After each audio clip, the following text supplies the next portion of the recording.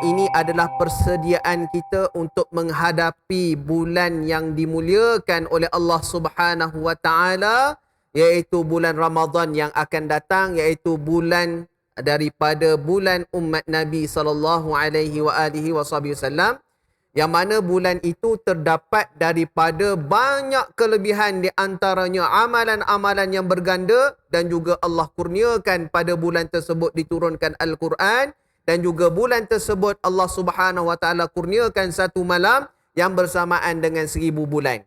Maka untuk dapatkan kelebihan seumpama itu, kita perlu buat persediaan dan juga kita perlu aturkan jadual kita sebelum datangnya bulan Ramadan.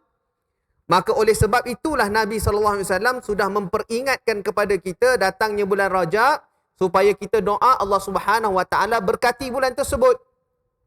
Yang disebutkan dengan berkat-berkat itu adalah ziyadatul khair, bertambahnya kebaikan.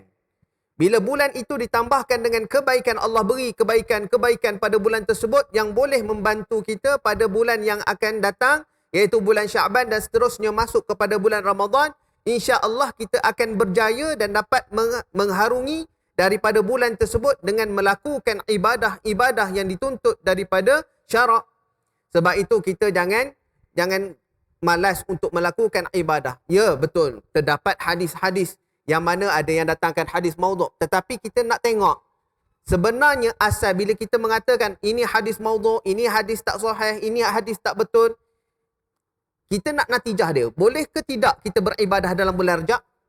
Natijah. Apa natijah dia? Boleh beribadat? Boleh berpuasa? Natijah dia boleh berpuasa? Boleh. Datang daripada hadis Nabi SAW di dalam Sunan Abi Daud yang berbunyi, Sa'altu Sa'id bin Jubair radhiyallahu ta'ala anhu. Aku bertanya kepada Sa'id bin Jubair tentang puasa bulan Rajab.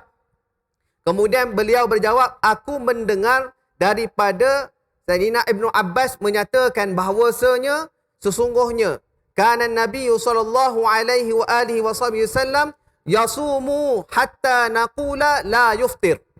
Macam tu sekali. Kami melihat Nabi SAW berpuasa di dalam bulan Rajab sehingga kami mengatakan Nabi SAW tidak berbuka langsung.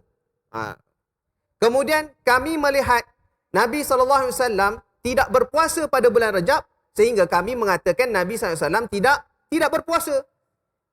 Yang mana satu ni? Kata Imam An-Nawawi rahimahullah ta'ala di dalam syarah Muslim, menyatakan bahawasanya sesungguhnya ini menunjukkan kepada boleh-boleh saja berpuasa di dalam bulan Rajab. Bukanlah daripada hadis ini menunjukkan sunat pada ain puasa tersebut, pada bulan tersebut itu disunatkan puasa pada bulan Rajab itu, dan bukan pula ditegah dan dilarang berpuasa pada bulan tersebut.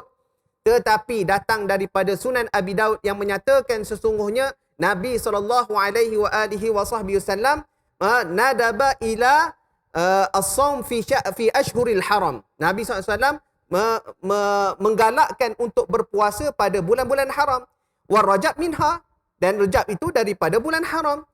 Sebagaimana Allah Subhanahu wa taala berfirman di dalam Al-Quran, Inna iddatash syuhuri 'indallahi 12 syahran fi kitabillah yawma khalaqas samawati wal arda minha arba'atun hurum dzalika ad-dinul qayyim fala tadhlimu fihinna anfusakum.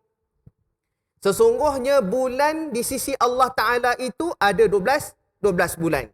Dan terdapat 4 bulan daripada 12 bulan itu daripada bulan haram. Apa maksud bulan haram? Bulan yang dimuliakan oleh Allah Subhanahu wa taala. Allah Subhanahu wa taala yang menciptakan bulan dan Allah muliakan bulan tersebut. Allah yang menciptakan tempat dan Allah muliakan tempat tersebut. Allah cipta bumi Makkah. Allah muliakan Makkah. Allah cipta Madinah. Allah muliakan Madinah. Allah cipta manusia, Allah muliakan manusia. Allah cipta anbiya, Allah muliakan anbiya. Maka Allah muliakan bulan apa? Bulan Rajab. Jadi bulan Rajab disebut di dalam tafsir Jalalain, itu Al-Imam Jalaluddin Al-Mahalli dan juga Imam Jalaluddin As-Suyuti menyatakan bahawasanya syuhuri 'inda Allah 12 syahran fi kitabillah yawma khalaqas samawati wal ardi minha arba'atul hurum. Yang mana 4 bulan tersebut daripada bulan haram, yang mana apabila kita buat di dalam bulan tersebut, fala tazlimu fihinna anfusakum disebut. Janganlah kamu menzalimi diri kamu pada bulan tersebut.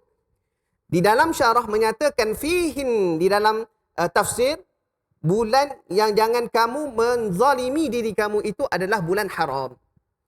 Maknanya menzalimi diri kita sendiri ataupun menzalimi orang lain bukan maksudnya bulan haram saja. Tak boleh zalim orang. Maknanya bulan-bulan lain pun kita tak boleh menzalimi orang. Nah, bulan lain, bulan haram kita tak boleh jentik telinga orang, bulan lain pun tak boleh jentik telinga orang juga. Jangan kita pergi jentik telinga orang, suka-suka pula jentik telinga orang, jentik hidung orang, tengok kan. Tak boleh. Sama tak boleh kita buat zalim pada orang lain. Tetapi di dalam bulan haram asyaddu wizra. Lebih berat daripada dosanya. Makanya apabila orang buat jahat, bila orang buat zalim di dalam bulan haram, dosanya lebih berat, bermakna kalau buat baik, mafhum mukhalafah di situ. Ada mafhum mukhalafah, kita belajar usul. Kita bawa usul di dalam mengeluarkan syarak. Jadi mana kita boleh nak buat baik? Boleh buat baik. Maknanya bila kita buat baik di dalam bulan haram, kita berselawat, kita berzikir, kita berpuasa, kita baca Al-Quran, dan kita bersedekah di dalam bulan haram, maka Allah Subhanahu Wa Taala akan gandakan, Allah Subhanahu Wa Taala akan besarkan lagi pahala yang mana kita lakukan di dalam bulan haram tersebut. Ketahuilah bahawasanya 4 bulan daripada bulan haram, iaitu 3 bulan itu disebut secara berterusan, iaitu Zulqaidah dan Zulhijjah dan juga bulan Muharram. Adapun khusus bulan Rejab ini sendiri je. Rejab seorang-seorang duduk. Bukan dia seorang lah, maknanya sendirilah. Rejab sendiri. Lepas Rejab, Syaban. Lepas Syaban, Ramadan. Lepas Ramadan, Syawal. Ada tak? Dia satu je, duduk seorang-seorang. Besarnya bulan Rejab sehingga disebutkan Rajab Al-Asab. Kenapa disebut Al-Asab? Kerana yusabbu fihi rahmah. Allah Subhanahu Wa Taala turunkan, curahkan rahmat daripada bulan tersebut. Tak nak ke kita rebutkan rahmat daripada Allah Subhanahu Wa Taala? Allah dah turunkan rahmat banyak di dalam bulan daripada bulan haram ini, khususnya di dalam bulan Rejab ni. Maka kita pulun sungguh-sungguh pada bulan Rejab. Kita buat baik, buat majlis selagi mana kita mampu untuk buat kebaikan. Selagi mana mampu kita nak himpunkan kebaikan di dalam bulan tersebut. Mudah-mudahan kalau sekiranya kita tidak sempat masuk ke Ramadan, kita sudah ditulis daripada ganjaran orang yang sudah masuk Ramadan. Sebab niat kita bulan Rejab ni adalah nak buat persediaan bulan Ramadan. Niat kita. Sebab itu di dalam hadis Nabi SAW, yang mana ada sebahagian sahabat Nabi SAW yang tidak dapat ikut di dalam peperangan. Maka Rasulullah SAW sebut, wa kanu ma'akum. Macam mana ya Rasulullah? Macam mana mereka boleh dengan kita ya Rasulullah? Habasahumul marad. Mereka dah niat nak ikut dalam peperangan tapi tak boleh. Apa yang menyebabkan mereka tidak boleh ikut? Habasahumul marad. Sakit tu mengekang mereka sehingga mereka tidak dapat ikut, tak dapat serta di dalam peperangan. Tapi di situ Allah Subhanahu Wa Taala sudah terima daripada amalan dia. Sudah terima daripada niat dia. Sebab itu di dalam hadis Nabi SAW menggalakkan manusia untuk memperbanyakkan niat. Lebih-lebih lagi kita bulan Ramadan, bulan Rejab, kita sudah buat niat untuk membuat persiapan di dalam bulan Ramadan. Kita dah buat persiapan. Tak masuk lagi bulan Ramadan, tiba-tiba mati. Sebab itu di dalam bulan Ramadan juga, kita disunatkan berpuasa walaupun berniat di dalam bulan Ramadan untuk puasa 1 bulan terus. Walaupun di dalam mazhab kita, mazhab Al-Imam Syafi'i rahimahullah ta'ala, puasa pada bulan Ramadan sepatutnya niat setiap malam. Tapi kenapa niat pada awal malam untuk puasa seterusnya? 30 hari berterusan 1 bulan.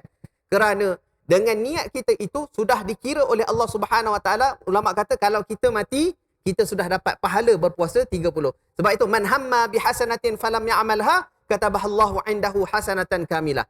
Barang siapa yang ada keinginan cenderung untuk melakukan, berniat untuk melakukan kebaikan tetapi dia tak buat lagi kebaikan tersebut, Allah Subhanahu Wa Taala telah tuliskan ganjaran pahala sempurna.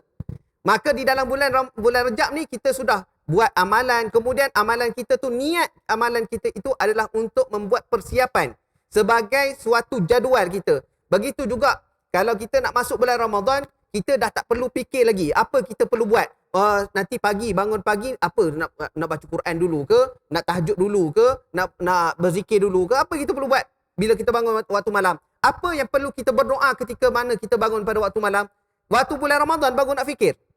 Sebagaimana kalau kita lihat sebelum daripada zaman PKP dulu. Orang datang solat Jumaat, lewat datang solat Jumaat. Sebab apa? Sebab siapa-siapa je boleh masuk. Tak ada had, tak ada limit.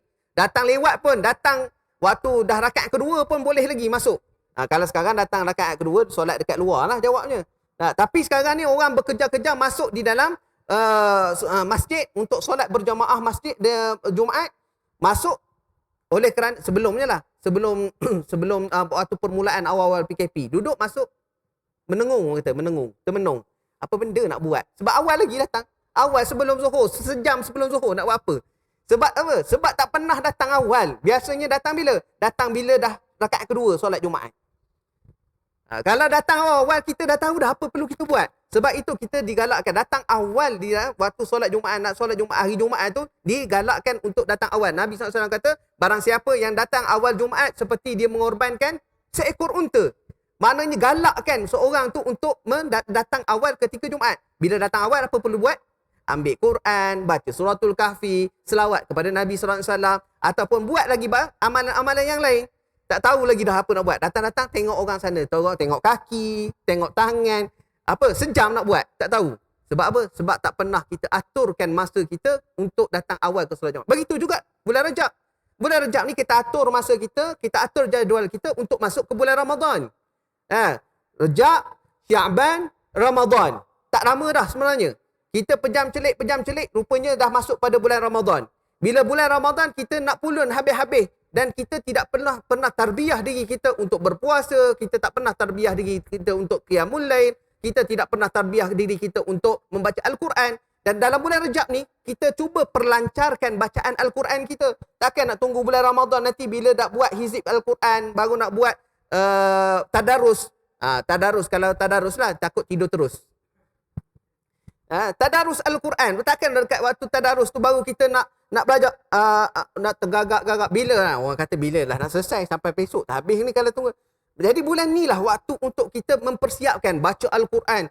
Kita habiskan Al-Quran. Tak dapat baca satu juzuk satu hari, bacalah 2 juzuk.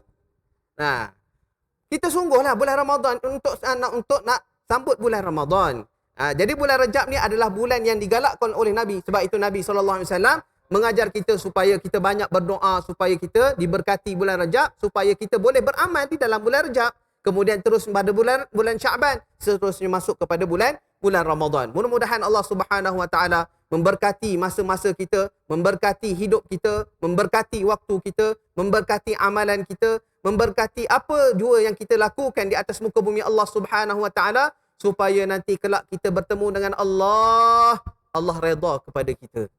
Ilahi anta maqsudi wa ridhaka matlubi. Demi Allah, demi Tuhan, Allah Subhanahu Wa Taala itu adalah kita punya maksud, dan redha Allah Taala itu adalah cita-cita kita. Jadi kita pohon mudah-mudahan Allah Subhanahu Wa Taala jadikan kita daripada kalangan orang yang sentiasa mengabdikan diri kepada Allah Subhanahu Wa Taala, dan bersiap bila mana Allah Subhanahu Wa Taala panggil kita. Ketika mana roh kita berpisah daripada jasad kita, dalam keadaan kita bersiap sedia bertemu dengan Allahu Rabbul Jadid. Dalam keadaan kita rasa cinta untuk bertemu dengan Allah Subhanahu Wa Taala, dan rasa cinta untuk bertemu dengan kekasih Allah Subhanahu Wa Taala, Nabi Muhammad sallallahu alaihi wa alihi wasallam. Ya Allah, ya Tuhan kami, janganlah kamu haramkan mata kami untuk melihat wajah-Mu yang mulia, ya Allah. Dan janganlah haramkan mata kami untuk melihat kekasih-Mu Rasulullah sallallahu alaihi wasallam.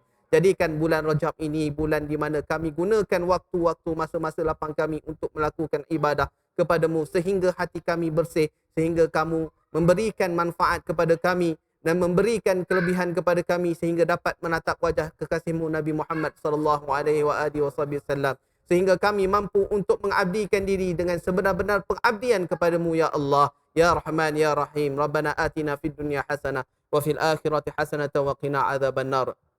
Jazakallahu khairal jazak kepada Amir Hussein dan juga semua yang mendirikan majlis seumpama ini, yang menjalankan majlis seumpama ini. Semua mudah-mudahan Allah Subhanahu Wa Taala memberkati bagi mereka yang mendirikan dan menjalankan majlis seumpama ini, dan juga tidak dilupakan kepada hadirin dan hadirat yang sanggup memenuhi dan juga hadir kepada majlis seumpama ini. Mudah-mudahan kita dikurniakan istiqamah, diberikan kekuatan untuk terus hadir ke majlis-majlis ilmu seumpama ini. dengan sebab itu hati kita makin lama makin kuat, makin kuat, makin kuat, dan terus mendekatkan diri kita kepada Allah Subhanahu wa taala. Hadza wabillahi taufik wal hidayah. Wassalamualaikum warahmatullahi wabarakatuh. الله